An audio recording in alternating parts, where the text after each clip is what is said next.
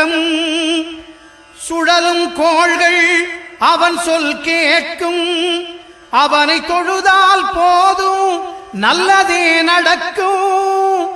ஆனை முகனை தொழுதால் நவக்கிரகங்களும் மகிழும் நல்லதே நடக்கும் நல்லதே நடக்கும்